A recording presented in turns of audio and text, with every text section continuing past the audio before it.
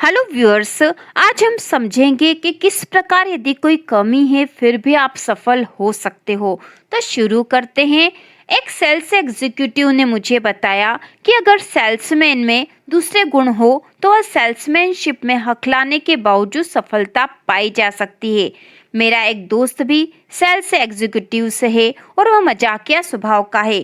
कुछ महीने पहले मेरे इस मजाकिया दोस्त के पास एक युवक आया और उससे सेल्समैन की नौकरी मांगी। इस युवक को हकलाने की आदत थी और मेरे दोस्त ने फैसला किया कि वह मेरे साथ मजाक कर सकता है। इसलिए मेरे दोस्त ने इस हकलाने वाले उम्मीदवार से कहा कि उसे तो सेल्समैन की जरूरत नहीं है, परंतु उसके एक दोस्त यानी कि मुझे एक सेल्समैन की जरूरत है।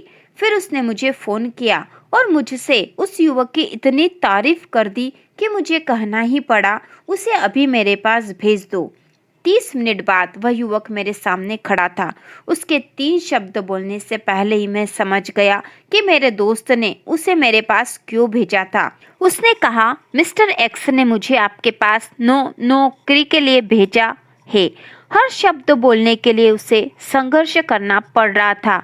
मैंने खुद से सोचा, यह आदमी $1 के नोट को वॉल स्ट्रीट में 90 सेंट में भी नहीं बेच पाएगा।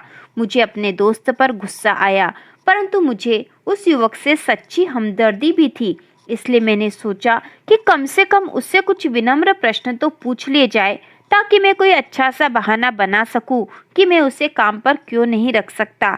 चर्चा के दौरान मैंने पाया कि यह आदमी काम का था, उसमें बुद्धि थी, उसमें आत्मविश्वास था, परंतु इसके बावजूद मैं इस तथ्य को नहीं पचा पाया कि वह अकलाता था। आखिरकार मैंने उससे इंटरव्यू का आखिरी सवाल करने का फैसला किया। आपने यह कैसे सोचा कि आप इस जॉब में सफल हो पाएंगे? उसने जवाब दिया, मैं तेजी से सीख सकता हूँ। मैं लोगों को पसंद करता हूँ। मैं सोचता हूँ कि आपकी कंपनी अच्छी है और मैं पैसे कमाना चाहता हूँ। अभी मैं मेरे साथ हकलाने की समस्या है, परंतु इससे मुझे कोई परेशानी नहीं है।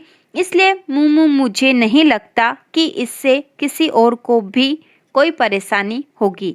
उसके जवाब ने मुझे बता दिया कि उसके पास सेल्समैन बनने की सचमुच महत्वपूर्ण योग्यता थी। मैंने तत्काल उसे मौका देने का फैसला कर लिया और आपको यह जानकर हैरत होगी कि वह एक सफल सेल्समैन बन चुका है।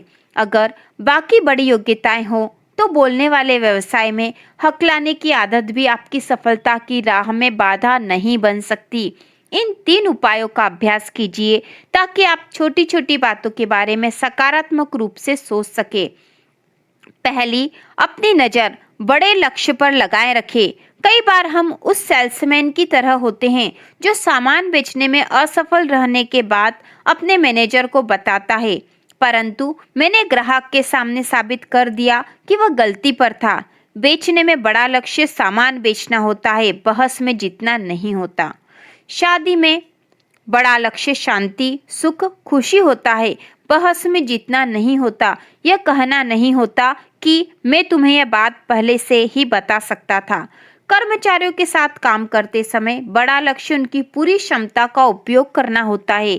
छोटी छोटी गलतियों पर उन्हें नीचा दिखाना नहीं होता। पड़ोसियों के साथ बड़ा लक्ष्य आपसी सम्मान और दोस्ती होता है। यह देखना नहीं होता कि उनका कुत्ता कभी कभार रात को भौंकता है, इसलिए उस कुत्ते को जंगल में छोड़ देना चाहिए।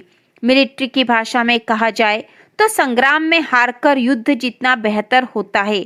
संग्राम को जीतकर युद्ध हारना अच्छा नहीं होता। अपनी नजर को बड़े लक्ष्य पर जमाए रखें।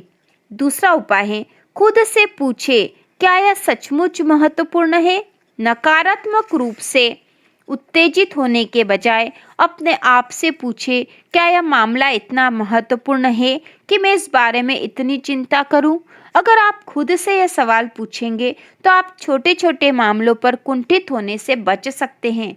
अगर हम झगड़े की परिस्थितियों में खुद से पूछे, क्या यह सचमुच महत्वपूर्ण है, तो हम कम से कम 90% झगड़ों से बच सकते हैं। छोटेपन के जाल में न फंसे। यह तीसरा उपाय है, छोटेपन के जाल में न फंसे। भाषण देते समय समस्याएं पैदा करने के बजाय समस्याएं सुलझाए। कर्मचारियों को सलाह देते समय उन्हीं बातों पर ध्यान केंद्रित करें जो महत्वपूर्ण हैं, जिनसे फर्क पड़ता है।